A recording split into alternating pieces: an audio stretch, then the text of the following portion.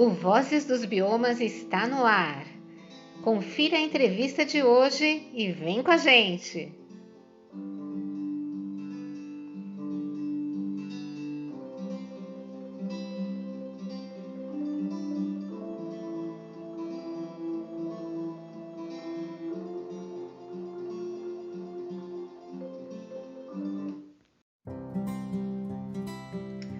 Quantas vezes falamos da importância da gestão participativa na área socioambiental, não é? No contexto de compromissos internacionais, como os 17 Objetivos de Desenvolvimento Sustentável, ODSs, definidos no âmbito da ONU em 2015, com metas até 2030, não é diferente. Nessas reflexões surge mais uma questão. Afinal, como a conservação dos biomas dialoga com esses objetivos? E qual papel a sociedade civil organizada exerce historicamente nesta seara socioambiental, como a contribuição das Agendas 21 e outros instrumentos de cidadania? Neste episódio do programa Vozes dos Biomas, Blog Cidadãos do Mundo, jornalista Sucene Skradareski, damos início a análises a respeito desta pauta. Para refletir e falar do exercício cidadão dessas agendas, nosso 71º convidado é o ambientalista e engenheiro civil e advogado Rubens Elribor, mestre e doutor em saúde pública e ambiental. Com décadas de atuação como cofundador e diretor em diferentes instituições no terceiro setor, tem em sua trajetória papéis importantes como coordenador da delegação do Fórum Brasileiro de ONGs e Movimentos Sociais para Desenvolvimento e Meio Ambiente nas conferências da ONU Rio 92, Joanesburgo 2002 e Rio +20, além de participação em dezenas de encontros da Convenção da ONU sobre Mudanças do Clima, Protocolo de Quioto e Acordo de Paris, incluindo 14 conferências das partes. Bohr também foi membro representante de ONGs entre 1998 e 2008 e foi por 2 mandatos da Comissão de Políticas de Desenvolvimento Sustentável e Agenda 21 brasileira. Ele coordenou o projeto da criação da Rede Brasileira de Agendas 21 Locais e é também membro do Grupo de Trabalho da Sociedade Civil do Brasil para a Agenda 2030 da ONU. Com todo esse repertório, nós agradecemos a contribuição de Bohr nesse episódio e começamos com a seguinte pergunta. Você tem representado a sociedade civil na discussão e implementação da Agenda 2030 da ONU aqui no Brasil, em nome da Fundação Grupo SCHEL Brasil. Qual é o principal balanço da posição do país nessas metas? E como a conservação dos biomas dialoga com os ODSs em sua análise? Bem, Susana, deixa-me começar agradecendo a oportunidade de estar aqui nesse diálogo com você e começar também pela parte final da sua questão. E para isso eu gostaria só de fazer um pequeno retrospecto. A Agenda 2030 e os 17 Objetivos de Desenvolvimento Sustentável, os ODSs, que eles estão detalhados em 169 metas distribuídas em torno desses 17 objetivos, eles, na verdade, são a fase atual de um processo que começou décadas atrás. Nós tivemos a Conferência das Nações Unidas sobre o Ambiente Humano em Estocolmo, em 72, com uma declaração importante, com uma série de princípios. Depois, 10 anos depois, quando se percebeu que os princípios e o plano de ações da Conferência de Estocolmo não estava sendo seguido, estava sendo concretizado, a ONU criou uma comissão chamada Comissão das Nações Unidas sobre Meio Ambiente e Desenvolvimento, que foi presidida pela então primeira-ministra da Noruega, que tinha o sobrenome Brundtland, então a comissão muitas vezes ficou conhecida como Comissão Brundtland, e essa comissão publicou um relatório, fez audiências públicas, inclusive no Brasil, em São Paulo, em Brasília. Eu tive, pela minha idade, o privilégio de participar, jovem ainda, da audiência pública realizada em 1985, em São Paulo, e essa comissão publicou um relatório chamado Nosso Futuro Comum, no qual, um documento importante, mostravam que a crise da fome, a crise do desemprego, do consumo e da produção que contaminam as pessoas, da crise ambiental, não são crises distintas, mas são o que eles chamaram lá naquele documento uma crise civilizatória, uma crise do modelo de desenvolvimento, e por isso era importante integrar as diferentes dimensões e políticas de desenvolvimento em planos coordenados, articulados. E, para isso, a partir dessa comissão, já existia antes, começou cada vez mais a ser veiculado o conceito, ou os conceitos de desenvolvimento sustentável. Em função desse relatório da Comissão Brundtland, se convocou o que foi a Conferência Rio 92, que o nome oficial era a Conferência das Nações Unidas sobre Meio Ambiente e Desenvolvimento, na qual se assinou a Convenção de Clima, a Convenção de Biodiversidade, muito importante para a conservação dos biomas, mas a de clima também. Com a Rio 92, ficou um pouquinho pronto logo depois, a Convenção de Combate à Desertificação nas áreas semiáridas, combate à desertificação e pobreza, uma declaração muito importante, eu vou falar sobre ela daqui a pouco, e também a Agenda 21, que era um ambicioso documento com planos de ações para serem executadas entre o final da conferência, em 1992, e o início do século XXI.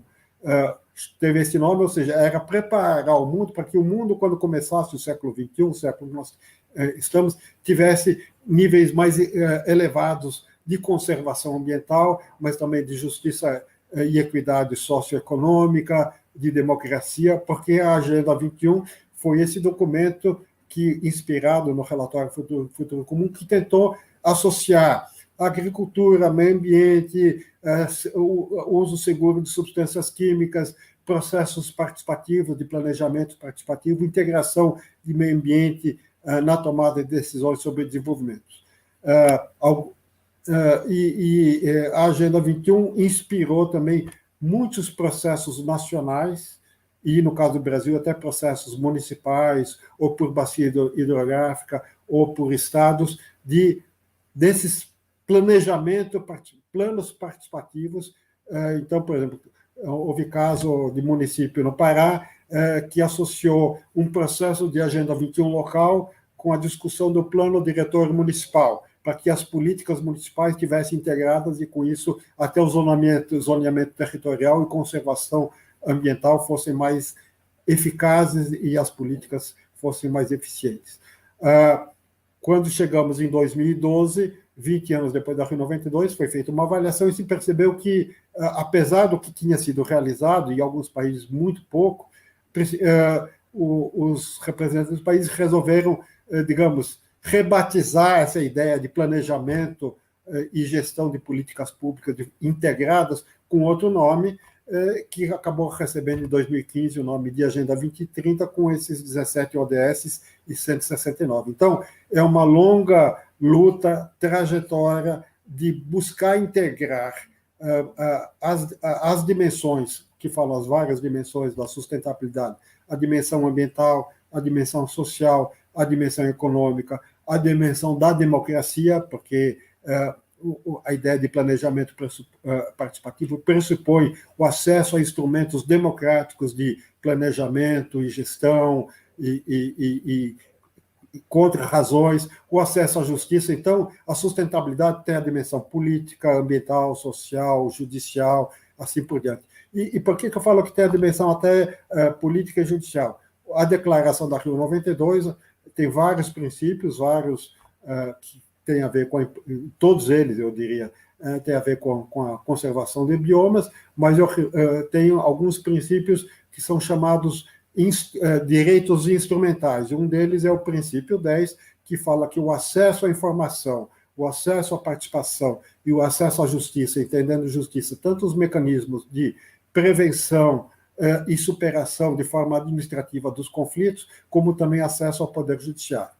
Esse princípio 10 resultou numa convenção para a Europa em 98, a Convenção de Aarhus, e para a América Latina, em 2018, o Acordo de Escazú sobre direito de acesso à informação, participação e justiça em assuntos ambientais, que são, portanto, direitos instrumentais importantes para engajar a população e a sociedade em geral na gestão das políticas ambientais, na conservação dos biomas, portanto, no desenvolvimento sustentável em cada um dos biomas, no caso do Brasil.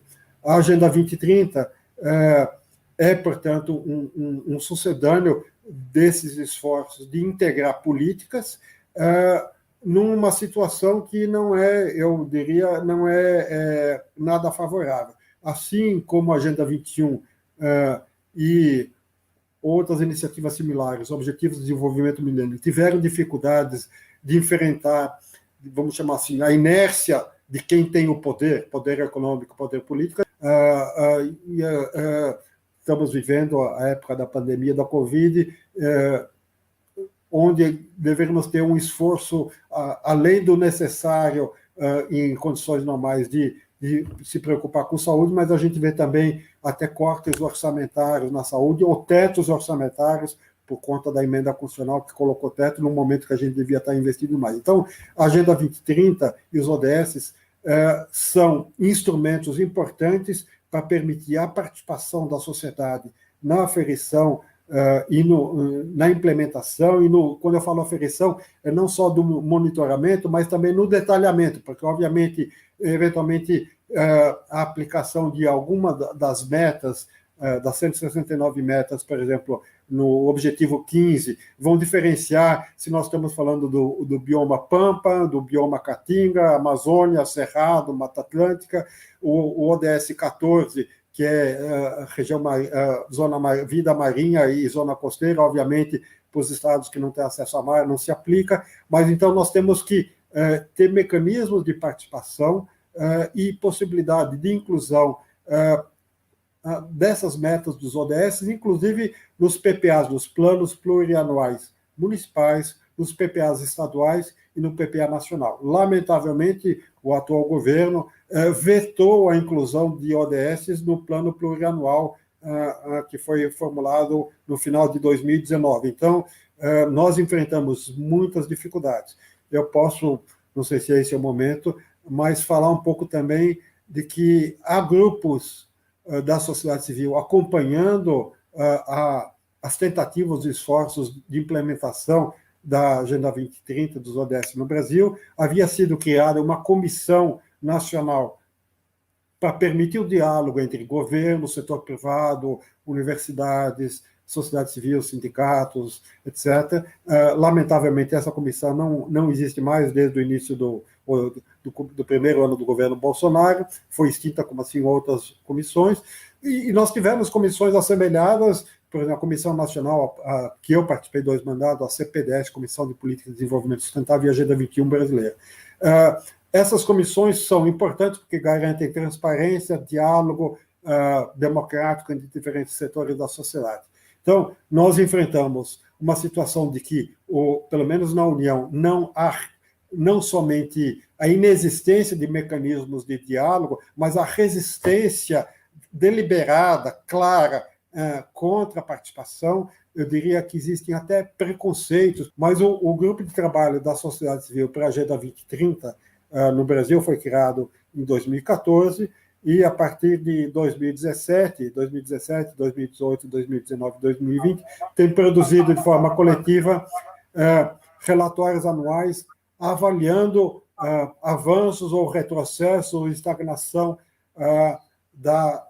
do cumprimento dos ODS da Agenda 21, da Agenda 2030 no Brasil. Para a gente dar alguns exemplos nos ODS, né, que a gente tem dos 17, como é que eles dialogam com os biomas, né, com a conservação dos biomas? Só para a gente entender como um exercício, né, de educação ambiental também, né? Talvez as pessoas comecem a entender melhor, né, como é que a gente pode ter na praticidade entender esses ODS e por que conservar os biomas é tão importante. Perfeito, Suzana. Bem, como nós falamos, você falou na introdução e eu repeti, são 169 metas dos 17 ODS, e pelo menos 90 das 169 metas se relacionam com a questão ambiental. Então, nós temos o ODS ligado à questão da agricultura, nós temos o ODS 6 ligado à questão de águas e saneamento, nós temos um ODS específico para a questão de energia, então também dialoga com a questão de biomas, porque nós sabemos que boa parte da produção elétrica no Brasil é com hidrelétricas, que afetam em formas variadas alguns biomas. Nós temos o ODS 10, de redução da desigualdade dentro dos países, em cada país, e nós sabemos que algumas propostas, ou parlamentares ou de governo, muitas vezes tentam flexibilizar a legislação de conservação com a justificativa que vai promover empregos, mas nós temos que, na verdade, equilibrar tanto o interesse da trabalho decente para todos com a conservação. Nós temos o ODS 12, e eu quero chegar no ODS que tem mais a ver com os biomas, mas estou relatando esses aqui. O ODS 12, que é da questão de assegurar padrões de produção e consumo sustentável. Então, por exemplo, esse dialoga também com o ODS da agricultura, o 2, porque, por exemplo, para a gente poder ter produção agroecológica e ter uma política clara de incentivo à agroecologia e redução gradativa e até proibição do uso de alguns agrotóxicos que contaminam alimentos, contaminam águas de abastecimento, nós vamos ter que fazer essa alteração. Temos o ODS 13 sobre clima, o ODS 14 comentei sobre recursos marinhos, mas o ODS mais relacionado aos biomas é o ODS 15, cujo título fala da proteção, da recuperação e da promoção do uso sustentável dos ecossistemas terrestres, de promover a gestão sustentável de florestas, de combate à desertificação, de cessar e reverter a degradação da terra e a perda da biodiversidade. E nesse ODS nós temos 9 das 169 metas e mais 3 metas que são chamadas, esse é o ODS 15, 15A, 15B e 15C. E na avaliação que nós fizemos o ano passado, e lançamos o ano passado, 2020, mas ela se refere ao período de 2019, nós vimos que nós temos nenhuma dessas metas apresentou avanço. Uma dessas, na verdade, são 9, 10, 11, das 12 metas do ODS 15, uma apresentou progresso insuficiente, 1, 2, 3, 4 apresentaram, estão ameaçadas de serem realizadas, e nas demais houve significativo retrocesso. Quando eu falo daquelas 90 metas relacionadas ao meio ambiente, das 90, 32 estão em retrocesso, 17 ameaçadas, 14 estagnadas, 9 com progresso insuficiente e somente 2 com progresso satisfatório, e para 16 delas, das 90 metas que se relacionam com o meio ambiente, nós não haviam dados disponíveis. Eu dou alguns dos exemplos dessas metas que estão em retrocesso. Por exemplo, a 15.1 falava assegurar a conservação, recuperação e uso sustentável de ecossistemas terrestres de água doce, né?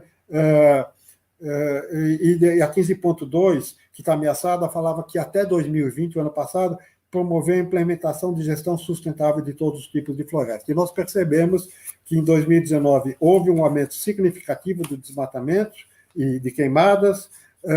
O ano passado, em 2020, novamente o desmatamento aí superou os 11 mil quilômetros quadrados na Amazônia. Então, esses são 2 exemplos de que, na questão de uma meta, de um ODS tipicamente stricto sensu ambiental, nós não estamos avançando, muito pelo contrário, estamos tendo ameaças e retrocessos. Eu não sei se com isso ficou mais claro a situação.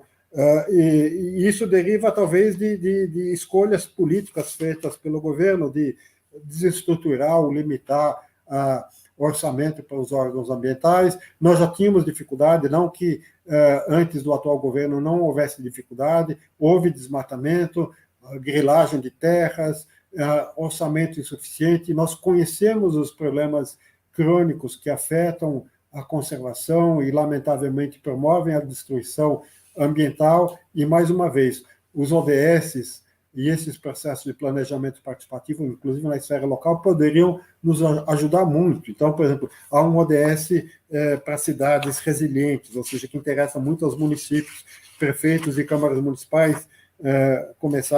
Nós tivemos novos mandatos a partir desse ano de 2021 e estão agora em fase de preparar planos plurianuais para cada município. Por exemplo, no bioma Mata Atlântica, a lei da Mata Atlântica exige que municípios façam planos municipais de conservação da Mata Atlântica. Então, para aqueles municípios que ainda não têm, criar alguma sinergia entre planos municipais de Mata Atlântica e os ODS pode ser uma forma muito interessante de garantir mais eficácia e mais transparência das políticas públicas. Isso é importante, né, Rubens, porque a participação da sociedade civil nesse monitoramento, né? Então, vocês já estão no 4º relatório, né? Estou certa, né? É justamente esse relatório Luz da Sociedade Civil, Agenda 2030 e ODS no Brasil. E dentre essas conclusões que vocês retiraram, você pode dar mais algum exemplo assim que converge, né, para esse diálogo da conservação dos biomas? Sim, teve toda a questão que o relatório Luz mostra lá, os dados tristes, horríveis, né, de desmatamento na Amazônia, limitação do orçamento, por exemplo, na questão da coleta seletiva de resíduos municipais, ou seja, praticamente resíduos domiciliares, não falo de resíduos industriais, houve avanço somente em 38% dos domicílios, e menos de 1% dos resíduos alcançam uma reciclagem completa, e boa parte dos resíduos, quase 25%, ainda acabam em lixões, ou seja, em disposição inadequada.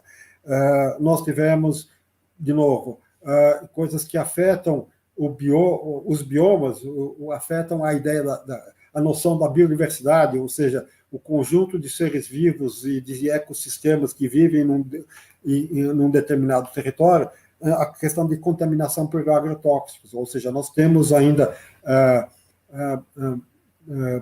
houve uma liberação excessiva de agrotóxicos, alguns ainda já proibidos em outros países. Agora, esse ano 2021 vai voltar à tona um debate sobre a eventual liberação emergencial do uso de um agrotóxico por conta de pressão de produtores rurais, especialmente no sul do país, que estão dizendo que o fato de não ter usado um agrotóxico, que é proibido já há muitos anos em outros países, está afetando a produção econômica, e estão usando o argumento de pandemia, necessidade de produzir alimentos. Nós tivemos, eu diria, também um sinal de possível retrocesso que tem a ver com os biomas, que é com uma falta de interesse. Eu estou sendo suave. Esse governo começou com narrativas, com discursos, tanto do presidente como do ministro do Meio Ambiente, dizendo que não iam cumprir o Acordo de Paris, que talvez até se afastariam do acordo. O Brasil formalmente não se afastou do acordo, mas não tem buscado implementar algo que foi construído também de forma participativa, que é a NDC, que é a abreviatura em inglês, para contribuições nacionalmente determinadas. Para a negociação do Acordo de Paris, cada país foi convidado a, de forma soberana, internamente, apresentar as suas próprias metas para essa década, 2020 e 2030.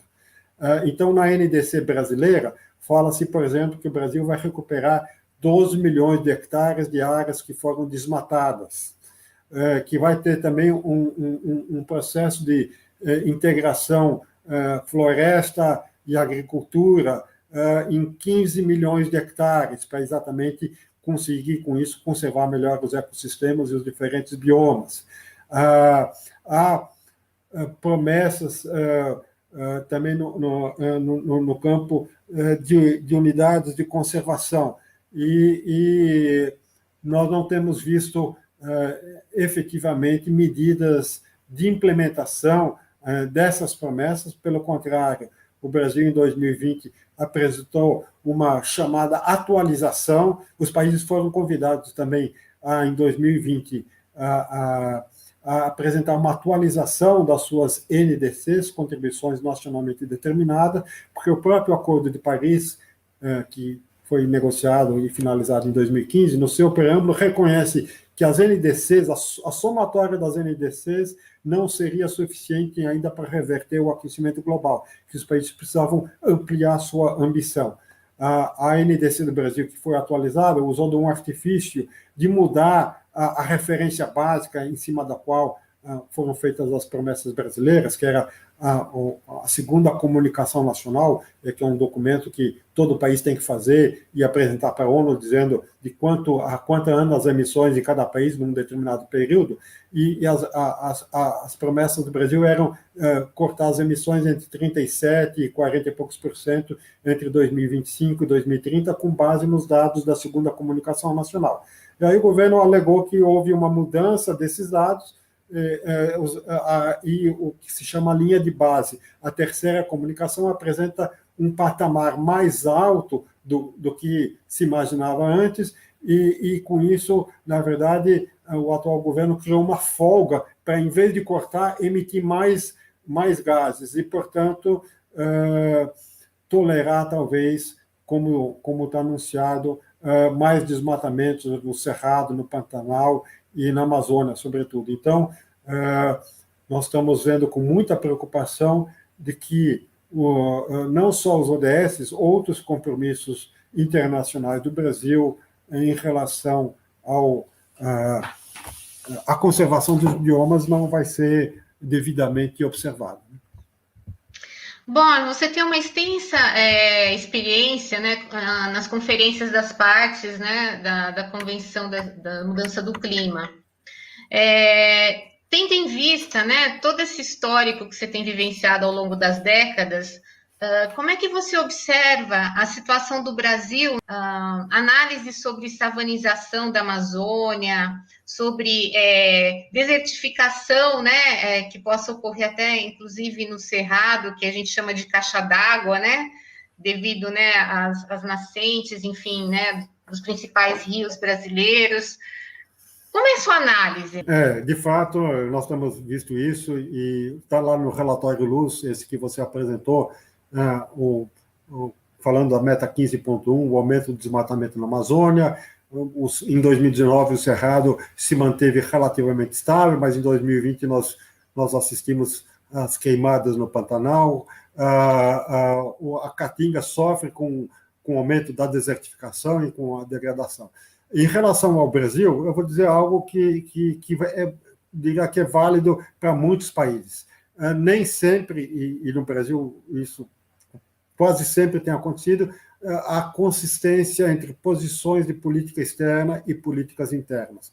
Porque no cenário doméstico, você tem diferentes setores da sociedade, setores empresariais, disputando, digamos, o espaço de decisões políticas e tentando cada um, como se diz na linguagem popular, vender seu peixe. E há resistências, há inércias. Então, não se consegue mais fiscalizar e prevenir desmatamento na Amazônia, porque o setor do agronegócio e do agronegócio retrógrado, porque há setores mais inteligentes que estão percebendo que a possibilidade de comercialização de seus produtos depende de uma atitude responsável nas suas lavouras, atitude responsável em relação aos trabalhadores e trabalhadoras, em relação ao ambiente. Mas, em todo caso, há essa discrepância em muitos países entre política interna e política externa. Veja, o caso lá em Joanesburgo. A parte do fracasso da cúpula de Joanesburgo se deu por conta não só dos países exportadores de petróleo, mas países como a França, que tinham, digamos, um conjunto de dispositivos de usinas nucleares e que boicotaram uma proposta que falava da necessidade de transição energética e para gradativamente eliminar nuclear e combustíveis fósseis. Então, o Brasil é assim. Entretanto, desde um pouquinho antes da Conferência Rio 92, já no governo Sarney, quando houve, em 1989, uma cifra escandalosa de desmatamento e queimadas, foram 20 milhões de hectares, 200 mil quilômetros quadrados em um ano, e na época estava se decidindo onde seria realizada a Conferência da ONU, e o governo Sarney tomou a decisão: vamos fazer aqui no Brasil, de novo, usando a linguagem popular, ninguém esconde o sol com a peneira, o Brasil quer mudar o curso da sua história ambiental e vai se colocar no diálogo com as outras nações para construir acordos. E desde então, até início de 2019, o Brasil sempre foi recebido como um país que está disposto a cooperar internacionalmente, a construir acordos multilaterais, embora tenha graves problemas, vários passivos ambientais. Então, e os passivos ambientais hoje são conhecidos. Quem passa com imagem de satélite, qualquer um, a NASA tem todos os dados do desmatamento dos nossos biomas, né? Então, essa questão da consistência. E aí, o que nós precisamos fazer é ganhar consistência entre política externa e política interna. O Brasil foi chave e foi não só um anfitrião para Rio 92, para Rio +20, mas foi um país determinante para negociar a Convenção de Biodiversidade, o Protocolo de Nagoya, o Protocolo de Cartagena sobre biossegurança, que é um dos protocolos da Convenção de Biodiversidade. O Brasil foi chave para negociar o Acordo de Escazú, que é o primeiro acordo multilateral, embora ele é só para a América Latina e Caribe, que tem obrigações para os países para proteger as pessoas que são ameaçadas por defenderem o meio ambiente e os direitos humanos. No Brasil, lamentavelmente, nós temos ainda é o terceiro, às vezes é o segundo país, às vezes é o terceiro da América Latina, já foi o primeiro a ter mais assassinatos de lideranças indígenas e defensores ambientais. Então, há esse problema da consistência. Então, embora o Brasil, que vinha tendo um papel de protagonismo, teve no Acordo de Paris também para negociar o Acordo de Paris, mas havia discrepâncias entre uma posição proativa e, por vezes, progressista em alguns momentos, não em todos os momentos. Houve momentos que o Brasil jogou, como se diz, na retranca, impedindo alguns avanços, mas não houve do ponto de vista interno. E aí eu vou dar um exemplo de como é que funciona essa retranca doméstica. O Brasil foi sede da Rio 92, da Conferência da ONU sobre Meio Ambiente e Desenvolvimento em 92, assinou as convenções de clima e biodiversidade. Essas convenções só foram aprovadas no Congresso Nacional, que as ignorou. Nós tivemos o impeachment do presidente Collor em 92, veio o mandato do presidente Itamar Franco, que sucedeu o presidente Collor no final de 92, 93, 94, e o Congresso brasileiro, digamos, praticamente ignorou naquela época, e as convenções só foram aprovadas por voto de liderança, que o regimento do Congresso permite. Entraram em vigência em 94. Para não falar da Convenção de Biodiversidade, que obviamente tem muito mais a ver com os biomas, eu vou falar da Convenção do Clima. Na Convenção de Clima tem um artigo, que é o 4.1, que obrigações de todos os países. E nesse 4.1, com uma série de incisos, alíneas, tem lá o 4.1.d, que fala que todos os países têm que proteger sumidouros e reservatórios. O que são sumidouros? São aquelas áreas que captam gás carbônico da atmosfera. Portanto, vegetação nativa ou cultivada que capta gás carbônico na atmosfera na fotossíntese. Ou seja, tanto florestas naturais, florestas ou áreas de reflorestamento ou espaços com reflorestamento.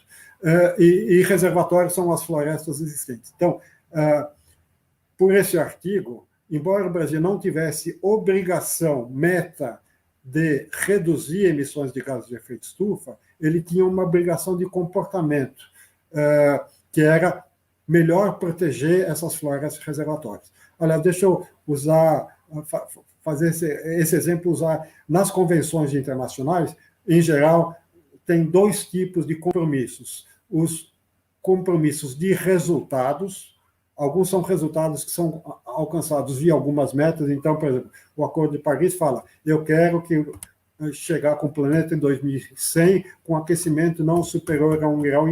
Isso é uma meta de resultado coletiva, né? O Protocolo de Kyoto aferia uma meta de resultado de forma diferente, falava, país tal tem que reduzir suas emissões tantos por cento em relação ao que elas eram em 1990. Então, tem esses dois tipos de resultado da situação que você quer e resultado do esforço que você quer, por exemplo, redução de emissões. E tem obrigações que se chamam de comportamento, que é o exemplo que eu dei da Convenção de Clima.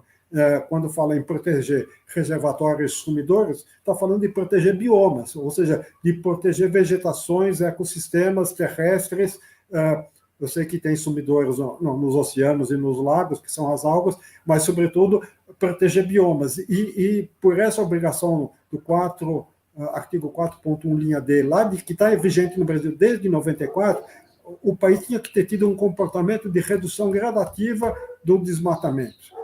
Mesmo que as emissões brasileiras ainda, por outras razões, no setor de energia, no setor de transporte, estivessem crescendo ou se mantivessem estáveis. Então, quando eu falo de que há uma discrepância, é a discrepância também de comportamento das políticas, ou seja, nós conseguimos, no início desse século, reduzir desmatamento, especialmente na época que a ministra, o Ministério do Meio Ambiente esteve ocupado pela ministra Marina Silva, mas nós temos que ter em vários setores políticas que ajudem um comportamento responsável do país. E aí, de novo, os ODS e a Agenda 2030 da Agenda 2030 são uma plataforma interessante e muito importante para a gente ter os comportamentos adequados e, naquilo que tiver metas de resultados, conseguir as metas adequadas.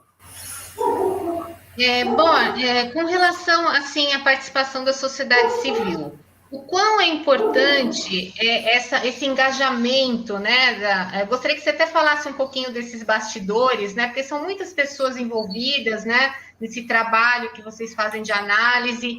Mas assim, eu acho que a expectativa maior é que isso possa reverter em algo proativo, né? Que possa mudar o jogo.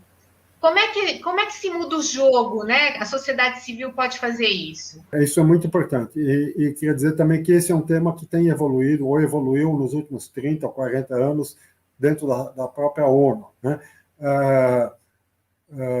Eu lembro, quando eu participei da negociação da Agenda 21, da Convenção de Clima, que quando muita gente falava com os negociadores, os representantes dos países, nos corredores, ou na sala de café, e não tinha condição, às vezes, até de chegar no plenário para propor alguma outra coisa. Naquela época não tinha internet, então você tinha que ir com papel na mão e entregar a tua proposta. Isso mudou bastante. Nos preparativos, 20 anos depois, para Rio Mais 20, houve um rascunho chamado Rascunho Zero, que estava disponível pela internet, e houve prazo para os países e para a sociedade civil apresentar emendas via internet. Então, não precisava ir para Nova York. Você podia, da sua casa, da sede da sua organização, mandar uma emenda. E a sociedade civil contribuiu com várias emendas para esse Rascunho Zero, que foi o documento base que foi negociado na Rio Mais 20, no Rio de Janeiro, em 2012, do qual depois nasceu a Agenda 2030, os ODS. Algumas coisas que não entraram nesse documento, que vieram da sociedade civil internacional. Eu vou dar 2 exemplos. Lá, os 2 eixos básicos eram economia verde e governança, ou seja, a ideia de participação, de transparência, de controle social da implementação das políticas públicas, de obtenção dos resultados que se quer dessas políticas de sustentabilidade, como, digamos, uma forma mais lato sensu, mais aberta de definir governança. Houve uma proposta de criar o ombudsman, né, que é um termo que vem lá do sueco, mas a ideia de um ouvidor geral em defesa das futuras gerações, ou seja, que pense não para o presente, mas pense o que pode acontecer daqui 20, 30, 40 ou 50 anos, que fale em nome daqueles que ainda não estão sequer presentes, porque há uma perspectiva diferente, porque muitas das decisões, ou a maioria das decisões políticas sobre desenvolvimento são tomadas em função das demandas, das pressões do dia a dia, né? Precisamos resolver um emprego agora, vamos liberar um agrotóxico mas não sabe da consequência lá na frente. Então, essa não passou. Havia uma proposta inclusive, por exemplo, se aproveitou a Rio Mais 20 para levantar a proposta de alteração de um outro tratado internacional chamado Estatuto de Roma, pelo qual foram configurados 4 crimes de escala internacional e se criou o Tribunal Penal Internacional, para o qual podem ser conduzidas pessoas que vão ser, digamos, acusadas por crimes de genocídio, crimes de guerra, crimes contra a paz e crimes contra a humanidade. E a ideia de inclusão de um 5º crime, que é o ecocídio, que é exatamente a destruição significativa de ecossistemas, de áreas naturais, e, portanto, de biomas. tramita no Congresso Nacional um projeto de lei a esse respeito. Então, e essas propostas, tipo ecocídio, ombudsman, participação, nasceram da sociedade civil. No Acordo de Escazú, ou, por exemplo, no regime de clima, no Acordo de Paris, a referência de que as decisões sobre mudança de clima têm que respeitar direitos humanos. Isso também nasceu a partir de pressão de grupos da sociedade civil. Há cláusulas obrigatórias sobre salvaguardas para populações tradicionais, indígenas e vulneráveis na implementação de instrumentos de caráter econômico, o tipo RED Plus, que é a redução de emissões por degradação e desmatamento, ou seja, há nos mecanismos internacionais essas condições de salvaguarda. Isso vem muito como fruto da participação da sociedade. O Acordo de Escazú, e o Brasil assinou, mas ainda não ratificou, e é um acordo que entrará em vigência para 12 países da América Latina e Caribe, e eventualmente outros 12 quando eles ratificarem, o Brasil inclusive, são 24 países entre os 31 que assinaram, da América Latina e Caribe. Há cláusulas, como eu falei, de proteção dos defensores ambientais, ou seja, de evitar ameaças e violência contra quem defende o meio ambiente, uma participação nesse Acordo de Escazú, diferentemente lá da Rio 92, onde a gente só falava com os diplomatas na salinha do café, nos corredores. Esse processo, refletindo a mudança 30 anos depois, ou 25 anos depois, nós podíamos sentar à mesa de negociação. Nós tínhamos sempre, entre os delegados governamentais na mesa, 2 representantes de ONGs, da sociedade civil. Nós dividimos o trabalho. Então, eu cobria o tema de participação. Então, quando entrava em negociação um artigo sobre participação, eu sentava à mesa, e se eu levantasse a mão para falar, eu tinha o direito à palavra várias vezes, quantas vezes eu pedisse a palavra, se houvesse tempo, e se algum país apoiasse a minha proposta, como de fato houve apoio, não só a minha, a proposta que eu fiz em nome do coletivo, outras propostas, a proposta era inserida dentro do texto, do rascunho do texto do acordo, e era submetida à votação, à apreciação pelos delegados governamentais, que continuam sendo os decisores. Então, mudou muito a forma de participação. Dou um outro exemplo dessa participação. Nós temos, no caso brasileiro, nós temos a lei de acesso à informação, a LAI, e nós temos a lei 10.750, que fala da lei de acesso à informação ambiental, salvo engano meu, é de 2013, que é muito útil para quem acompanha processo de licenciamento ambiental, e muito útil para quem está monitorando, via acesso à informação, o estágio de conservação dos biomas, né?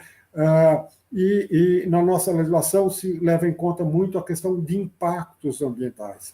Mas depois das tragédias da Samarco, no Rio Doce e em Brumadinho, além dos impactos, nós temos que começar a ampliar no Brasil a noção de gestão de risco ambiental, de risco para os biomas, para as bacias hidrográficas. Então, não é somente um impacto imediato ou de médio prazo, mas os riscos que são inseridos numa bacia hidrográfica ou num bioma pelo exercício de alguma atividade econômica. Então, a gestão de risco tem que estar associada à gestão e à prevenção de impacto ambiental. E a noção de gestão de risco entrou no Acordo de Escazú como parte do conceito do que é informação ambiental. Também foi uma contribuição nossa, né? Especialmente eu tive o privilégio de poder, uma das vezes que eu usei da palavra para fazer isso. Então, poderia dar outros exemplos nas convenções, ou em outras convenções importantes, mas a participação tem sido cada vez mais consagrada nas Nações Unidas e em vários países. A própria noção de Agenda 2030, os ODS, tem o ODS 16, que fala de participação e de governança. Então, é um assunto muito importante que não pode ser esquecido. Tudo que você está falando, gestão participativa, né? O que é extremamente um exercício, né? E dentro desse contexto, então, o relatório Luz, que já está na 4ª edição, tem um peso importante, né? Desse panorama que a sociedade civil avaliou. Qual é o peso nesse jogo, né, de atores, né, tendo em vista, assim, entre aspas, né, pressionar a gestão pública para que cumpra, né, as metas até 2030 e, principalmente, não avance com desmatamento? Como você avalia, né? Bem, as diversas organizações integrantes do GT, Grupo de Trabalho da Sociedade Civil sobre a Agenda 2030, também estão acompanhando e participam da frente parlamentar pelos ODS. Há uma frente parlamentar.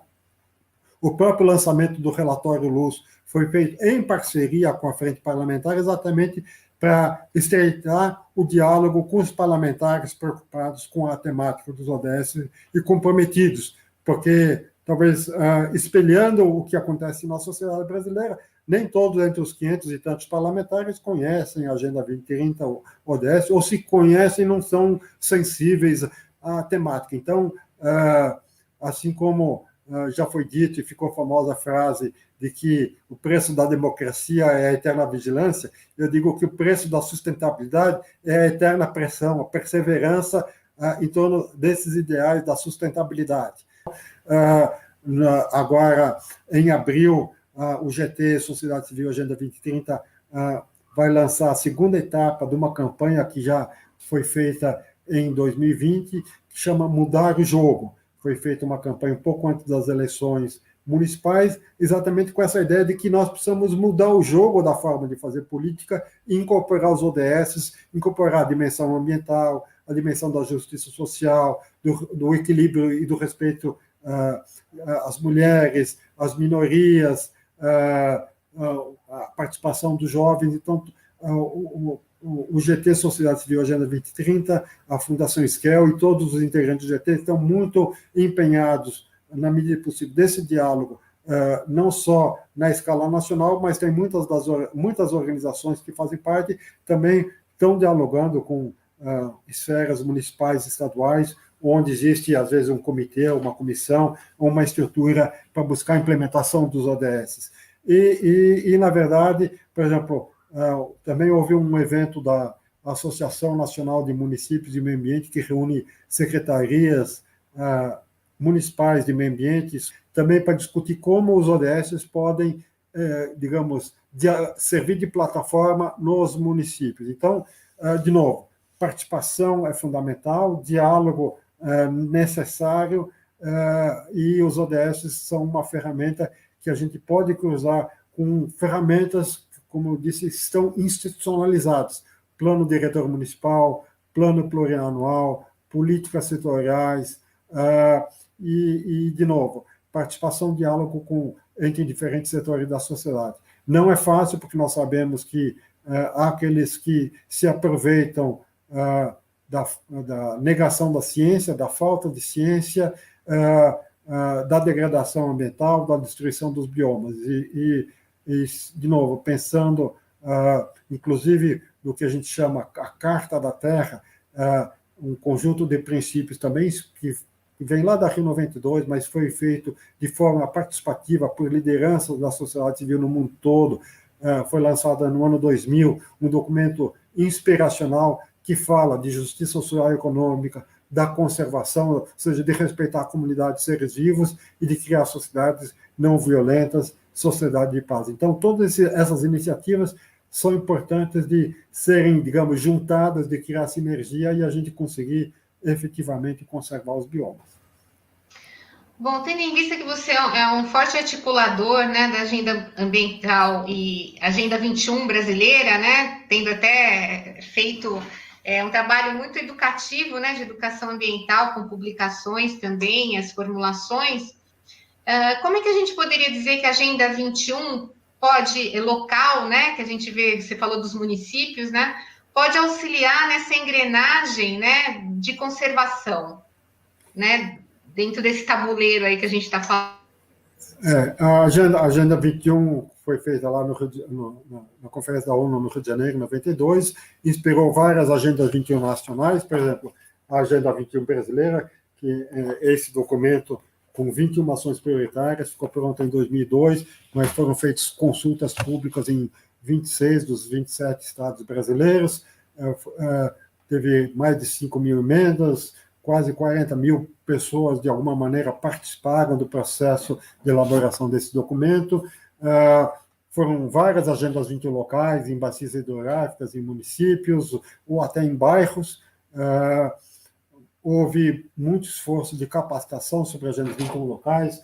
Desculpe fazer a propaganda, esse é um livro que eu sou um dos coautores sobre a Agenda 21, sobre metodologias de processos participativos para gerar um plano integrador das várias políticas na esfera local, de desenvolvimento, geração de renda, pensando na questão da sustentabilidade, e agora, desde 2015, nós temos a Agenda 2030. Embora a Agenda 2030, diferentemente da Agenda 21, não enfatiza muito a sua capilaridade local, o seu desdobramento em Agendas 2030 nacional ou Agendas 2030 locais, ODS locais, obviamente está implícito, especialmente até pelo ODS 16, mas que a efetividade dos ODS vai depender digamos, de aqueles que estão mais próximos aos problemas estarem também mais próximos às soluções. E aí a esfera local e a esfera municipal são cruciais nisso, porque,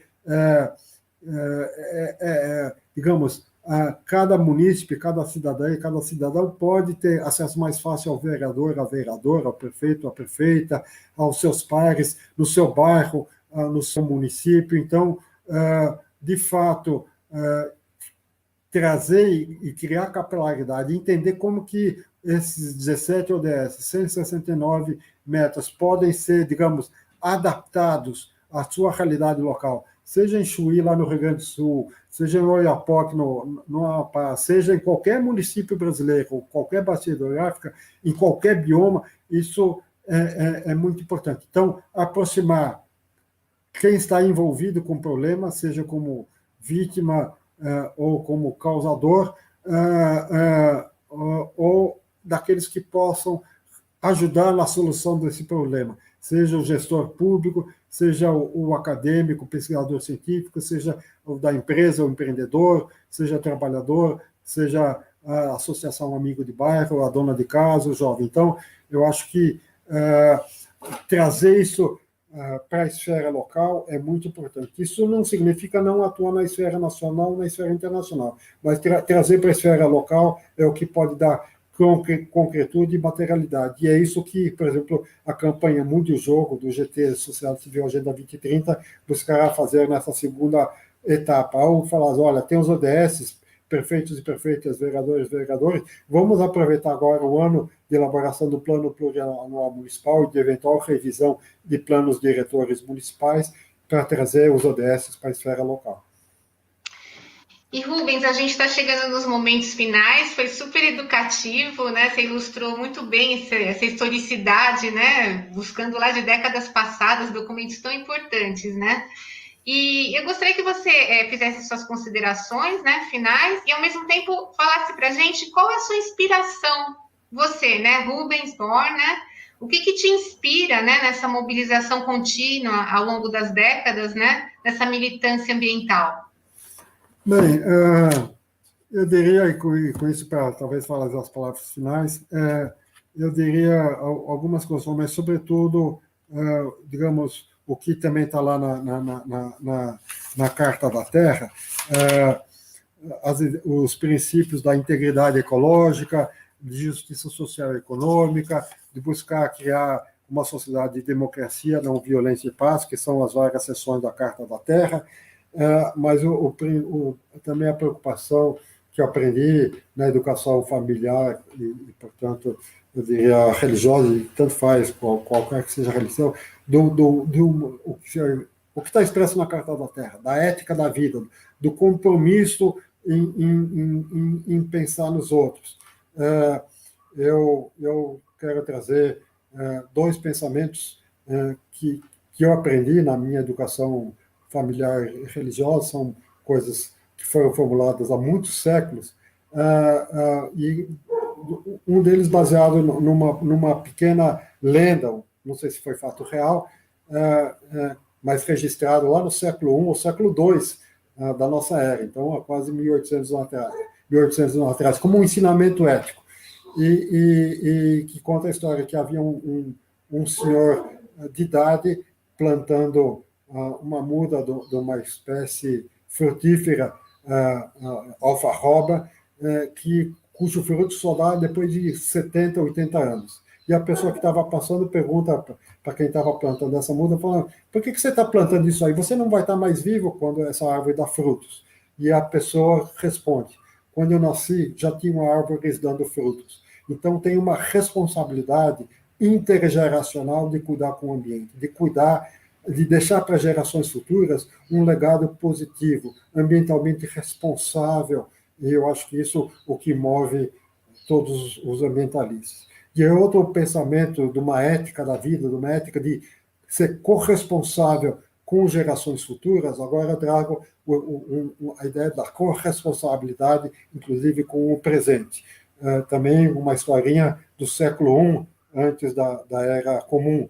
E eu vou parafrasear aqui, porque o tempo está limitado, e parafrasear adaptando para a questão ambiental. Se eu não agir pelo meio ambiente, quem agirá? A ideia de que eu não posso esperar outros se conscientizarem e agirem. Se eu tiver consciência, eu já tenho que começar a agir e ajudar a consciência dos outros.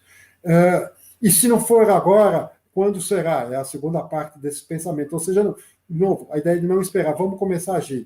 E aí um pensamento que, para não ser egocêntrico, se eu for só pelo meio ambiente, que tipo de pessoa sou eu? Eu tenho que pensar pelo ambiente dos outros, nas outras regiões. A ideia, inclusive, não só de corresponsabilidade presente com as gerações atuais, mas com os outros países. Eu tenho que pensar que, ao cuidar do desmatamento na Amazônia, evitar desmatamento na Amazônia, no Cerrado, no Pantanal, eu estou protegendo a vida dos povos insulares que estão ameaçados de desaparecer, em Tuvalu, em Kiribati, em países da Oceania, que eventualmente vão desaparecer se o oceano subir, o nível do oceano subir demais por conta das mudanças climáticas. Então, de novo, e não é nem tanto gerações lá daqui 50, 80 anos.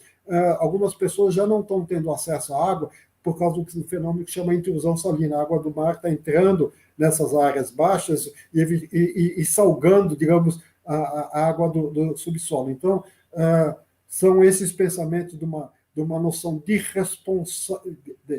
responsabilidade, e um filósofo do século XX, o Hans Jonas, já disse que, inclusive, a questão ambiental e a questão tecnológica, ele dava o exemplo com a questão nuclear, mostra muito o quanto nós, enquanto civilização humana, temos que mudar a nossa noção de responsabilidade com o presente e com o futuro. Então, são essas coisas que me fazem ser perseverantes e espero que possam estimular outras pessoas a perseverar também na proteção dos biomas e do ambiente em geral. Gratidão, Rubens. Eu que agradeço.